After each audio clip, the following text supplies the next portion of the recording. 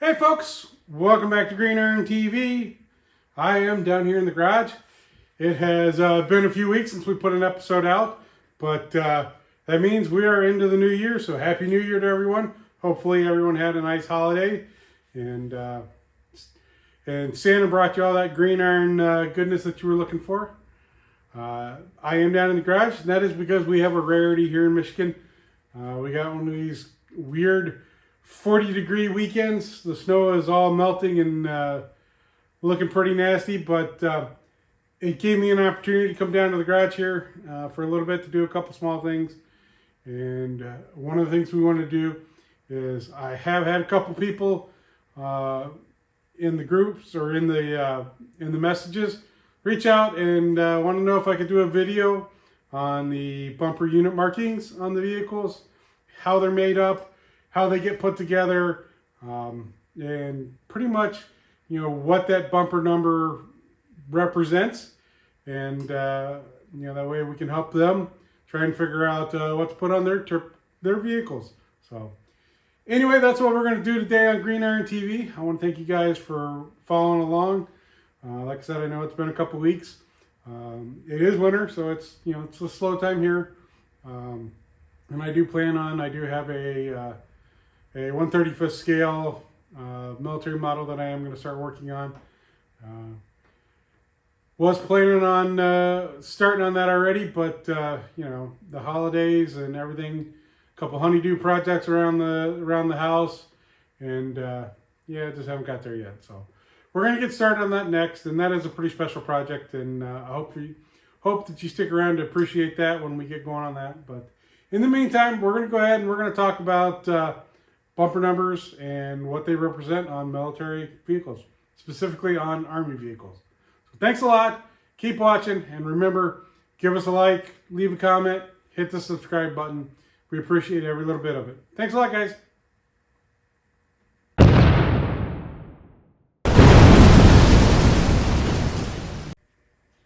Okay, so on the front bumper and on the rear bumperettes on U.S. Army military vehicles, there's usually what looks like some sort of code. It's usually numbers, letters. There might even be a similar to in there. And that is what is referred to as your bumper numbers or your unit markings. And that is exactly like they sound. So those markings are going to basically show what unit the vehicle belongs to and what's known as its order of march, or where its placement is in that unit. So the important thing to remember about a Army bumper marking is that there's 4 components of it. So if you're looking at the bumper, the front bumper, you're going to read from left to right, and you're going to start on the far left side, and you're going to start with the major command that the vehicle is assigned to. So this is going to be the highest unit that that it's assigned to. That's usually going to be something very large, like armored, armor, first cav, first army, second army. It's going to be a big unit. And then from there, the second number is going to be the intermediate command. And this is basically, you're breaking it down one step farther. So this is going to be the next in the chain of command. And then on the driver's side, you're going to have the third component of it, which is going to be the company level. And so a lot of times that's going to be either the company number, or in a lot of cases, it's going to be the company letter, Alpha Company, Bravo Company, Charlie Company. And then the final number on the driver's side is going to be your order of march. And this is basically the number that the vehicle is within that unit.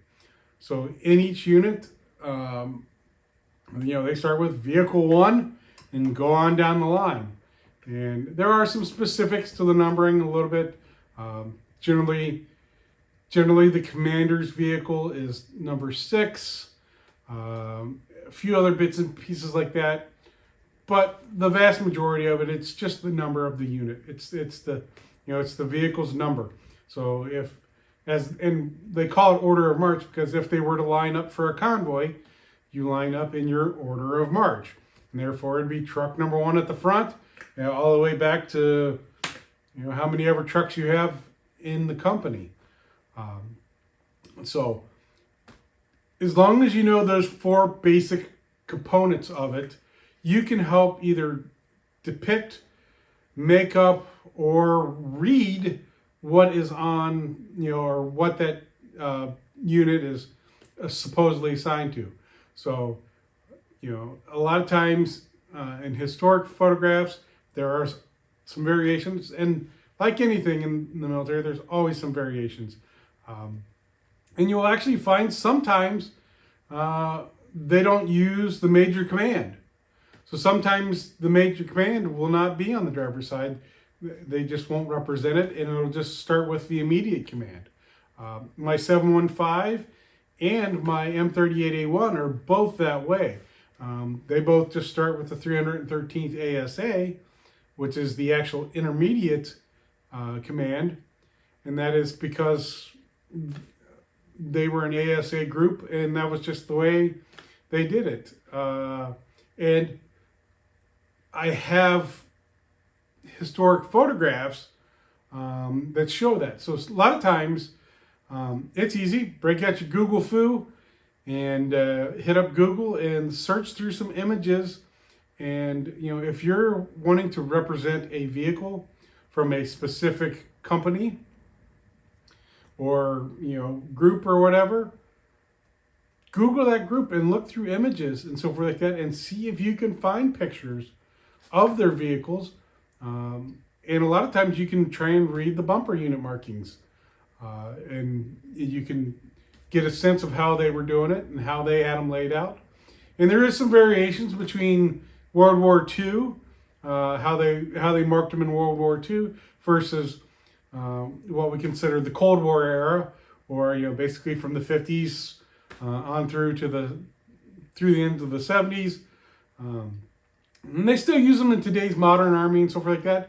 They've just they've changed around some of the abbreviations. There's a little bit more stuff to them, and and that's just because they keep adding more stuff to the. So they want you to be able to read that bumper, or they want the people in the military to read that number easier. Like I've said, there are a number of letters. And of course, the letters are simply just letters. And then, of course, they're usually an abbreviation of something. M stands for medical. CAV will be cavalry. I got a whole list I'll go through here in a little bit. We'll put that up a little bit, and it's out of one of the old manuals that I found. Actually, let me just dig it real quick here.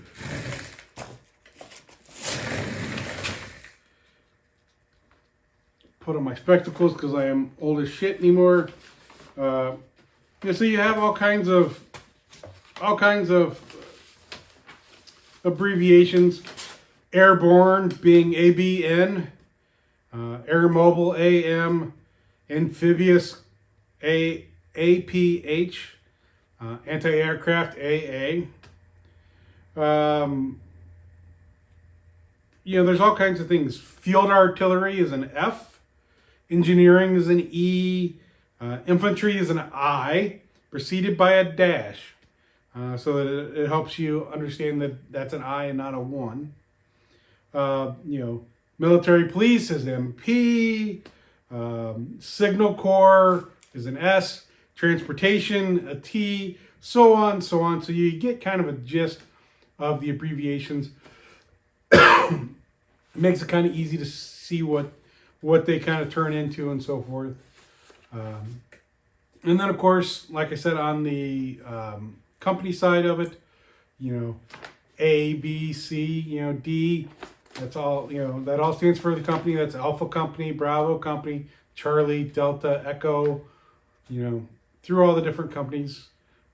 You will also see a lot of times HQ on the driver's side. That stands for Headquarters Company.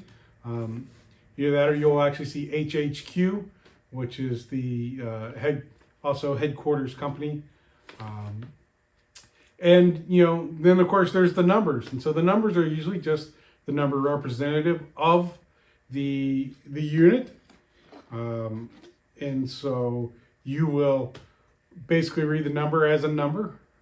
Like I said, there are some symbols, and of course the most noted symbol is the triangle, and that is the symbol for armor. So anytime you see like a number like a 5 in a triangle, that would be 5th Armored Group. And from there, it would go on down. And so like I said, you read it left or right, which is actually kind of opposite, because when you actually talk to somebody in the military and you ask them where they served, or what unit they were in, we'll use a famous one. We'll use, the Band of Brothers. So they were Easy Company, 506 Parachute Regiment, 101st Airborne. That is usually how it is read and said to people. But when you actually would look at a vehicle from them, it would be backwards. So on the left would be 101st Airborne, 506 PR for Parachute Regiment, and then E, and then the vehicle number. So once you just kind of know the patterns, it's pretty easy to decipher and break them apart. My vehicles have all markings that are representative of family members. Like I said, my ambulance here is marked for my uncle.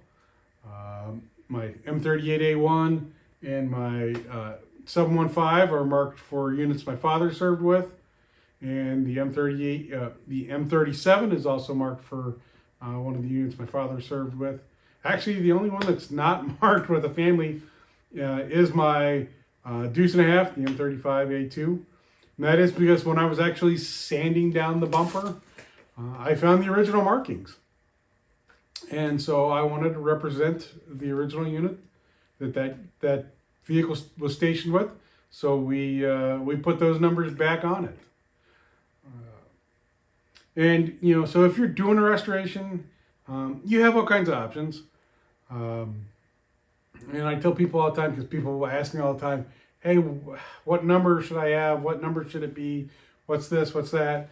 And if you've sanded down the bumper, if you want to mark the unit or mark the vehicle for the unit it last served with, by all means, try and sand down the bumper and see if you can recover and see any of those original markings, and that'll tell you. Or, like I tell people all the time, go with either a unit you served with if you're a veteran, or a unit that a family member served with, or sometimes just pick a favorite unit, or maybe even a famous unit. Like I said before, Easy Company, 506 Parachute Regiment, 101st Airborne. After Band of Brothers came out, just about every World War II Jeep you saw at the shows had Band of Brothers markings on it, just because of the popularity. So it's one of those things you want to look at it, and if you're like, well, you know what? Maybe that's too popular. Maybe I don't want to be just like everybody, but I want to, pick something that's easily recognizable. Look at units, research units. Let's Google, man. Hit Google, and you can go through and find all kinds of interesting pictures, and be able to decipher the pictures, and then come up with your markings and so forth. And of course, the easiest number to make up is going to be your order of march. If you sand it down and you can't find it, that's easy. Just pick a favorite number. I kind of did that on all mine and so forth like that, because it's not a number that's tied to anything, and that is one of the problems with these vehicles. People are always like, well, I want to find out where it served and this and that, and without recovering those markings, there's really no way to tell where a vehicle served. So, you can only speculate if those numbers are long lost. So, but that's a good gist of military markings and how they're lined up. Go through and I'll show you the examples of the ones that I have on my vehicles. It's a little tough at the moment. We're, like I said, we're in winter, so the garage is ram-packed, and there is not a lot of room between all the vehicles at the moment.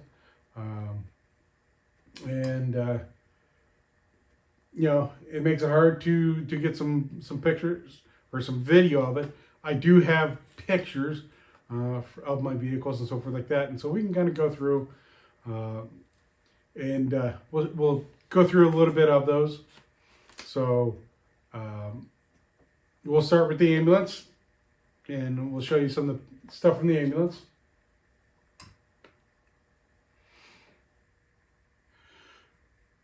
So if we were to look at the markings on the ambulance, so we have 11 CAB 759M.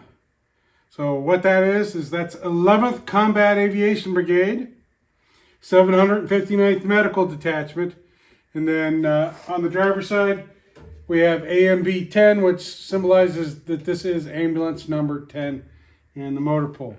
So the 11th Combat Aviation Brigade, 759th Medical, that was a detachment that my uncle served with in Vietnam, and that is why we did mark this vehicle like that. Doing some research to figure out all the bits and pieces, but it wasn't too hard. So once again, when you're looking to do some markings, you just basically piece it together bit by bit.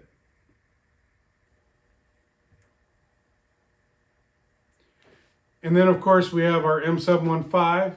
That is marked for the 313th ASA. A Company, 56th. A Company was the company my father was in. And, of course, 56 is just my favorite number. So it's been my number for many, many years. And so when picking out a number for that unit, that was an obvious number. And of course, I do have historic pictures of vehicles from my father's unit. It is kind of difficult because a lot of these pictures were from the Cuban Missile Crisis, in which they were deployed to Key West, Florida. And being an Army security group, they covered over most of their markings because they didn't want anybody knowing who they were. So I have this great picture of my father standing in front of a couple of the big deuce and a half comm trucks as they were taping over the bumper numbers. And you can see the one he's standing here with, they've already taped, but if you look at the one in the background, it still shows the 313th ASA. So that is how I based my markings on my vehicles from, at least on those two vehicles. And then, of course, we have the M37, and that is marked for the for his ASA group, which was the 227th ASA, part of the 508 ASA group.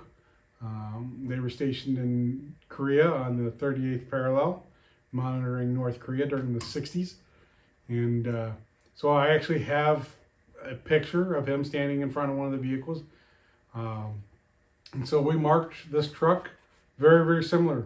Of course, they use a little bit different. They have a little bit different font than what I used on the truck, and some odds and ends like that. But I was able to kind of replicate and match that style. And then, of course, here I got some pictures of some other vehicles and stuff that I've just kind of accumulated off the internet. And these are just to kind of give you some good good ideas on some stuff. We'll start, this is with a M37 stationed in Vietnam.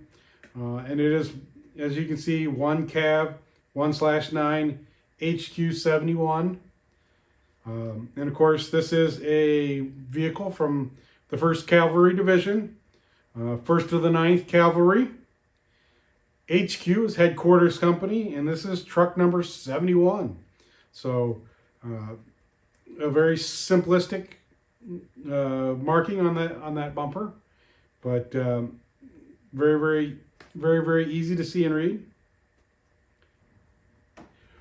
Next, we have a picture of a convoy from in Germany in either the late 60s or early 70s. And my understanding is this was a Persian missile outfit. And so if you look, you can see on the M151 Jeep there, plus on the corner of the truck behind it there, you can see the 7A, 4F, 41, C71. And so this is a vehicle from the 7th Army, 4th Battalion, 41st Field Artillery Regiment, Company C, and vehicle number 71. And you can see there's quite a convoy there, and as they would have went back, that order of march number would have kept increasing.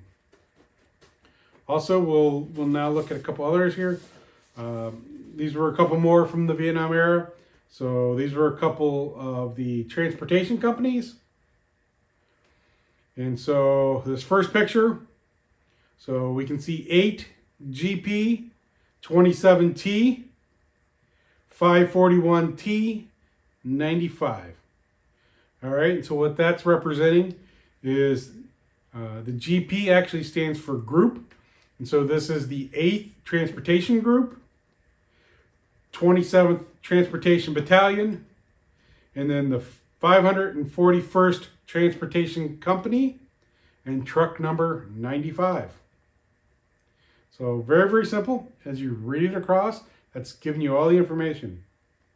Last, another picture of a convoy from Vietnam. And you can see 26 GP, 57T, 363, and TRK1. So this is going to be very similar to the last one, except this is now going to be the 26th Transportation Group, 57th Transportation Battalion, 363rd Transportation Company, and truck number 1. So that means this is the first truck in the convoy. And if you look at the picture, yep, it was probably the first truck in the convoy. So it makes it nice and easy trying to pick out markings or make markings and depict what you want. Like I said, it's not very difficult to come up with markings. The hardest thing is just figuring out the units. And like I've said, a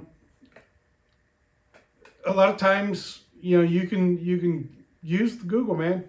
If you want to represent Uncle Joe, and he was in the 272nd MPs is all he can remember. That's a starting point. You'll Google that, and from there you can find, there's a lot of information out there. You can then find, the major command that they were assigned to during the time period you want to represent. And that's the other thing is, you want to look at the time period that you want to represent. And make sure that time period matches with the vehicle. And of course, you can also then look at the sub companies within a group like that. And, sometimes you just have to pick. And, you're like, he was in C company or he was in B company, and come up with a number and go from there. And And of course, the other thing is always with these markings is, the size. So the Army manual dictates that on the front of the vehicles, it should be 3 inches or 4 inches, depending on the size of the bumper and the available size, or as big as you can get on the bumper. So things like an M38A1 or M715s, you can only get 2-inch letters and numbers on there. So you do those in 2-inch instead of 3-inch. 3-inch is the most common, just because that was a common size. And then of course on the rear, the bumperettes on the rear are read basically the same way. You read them left to right. And a lot of times what you'll have is, because you don't have as much room as a bumper, so they'll be stacked. So you'll have the major command on top, the intermediate command underneath it. Then on the next one, you'll have the company level, and then the vehicle order of march. So show you a couple pictures here of a couple, of mine, how that lays out.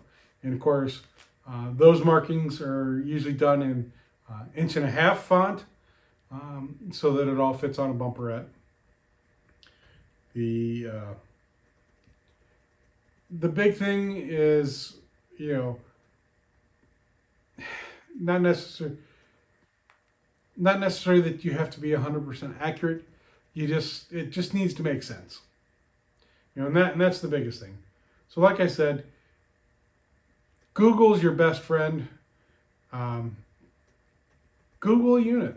I get people ask me all the time to make up bumper marking numbers for them and this and that, and I'm like, use Google. Find, Google a unit, Google an uncle, Google anything, and from there we can build it. Once you have the basic unit, from there it's easy to build.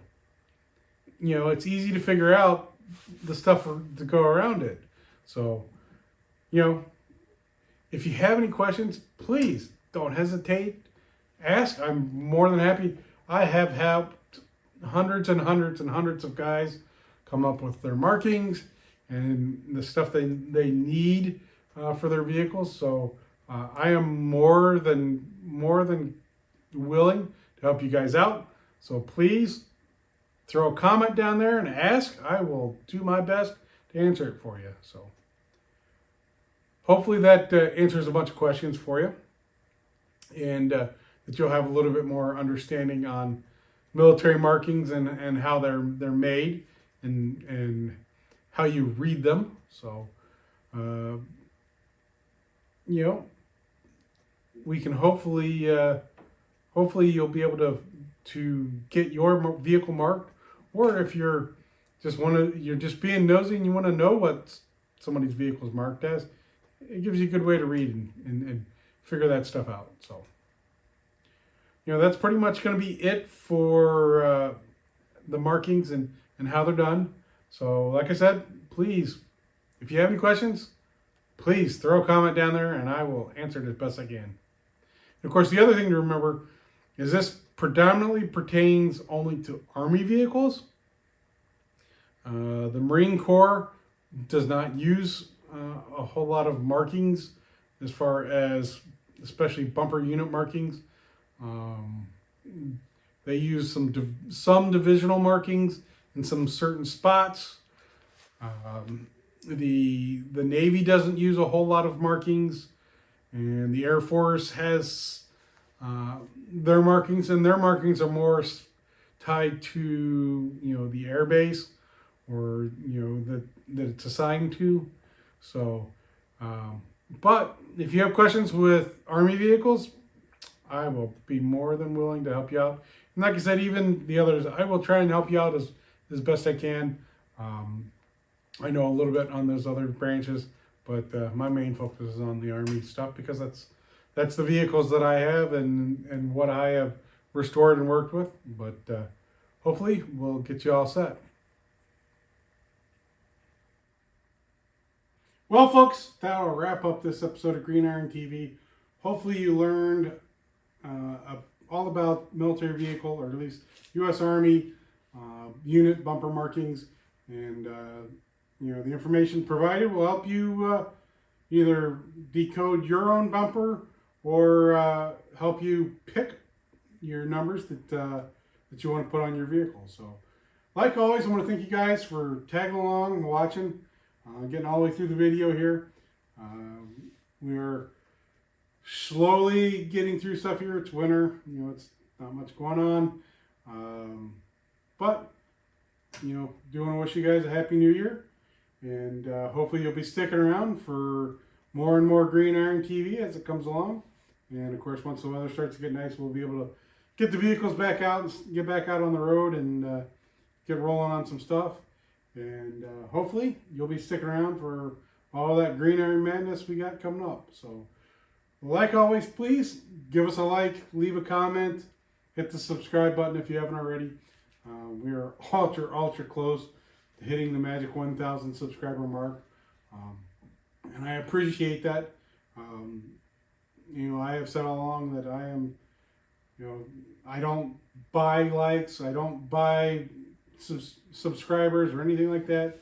So basically, all 1,000 of you are true military vehicle fans, and I appreciate that. And of course, like always, take a moment, check out the link down below for the Green Iron TV merchandise store. We have these cool hats. There's a couple different colors in the hats. Then there's the variety of t-shirts, sweatshirts, stickers, all kinds of neat things. So make sure you stop down and grab something out of the merch store, and we appreciate it.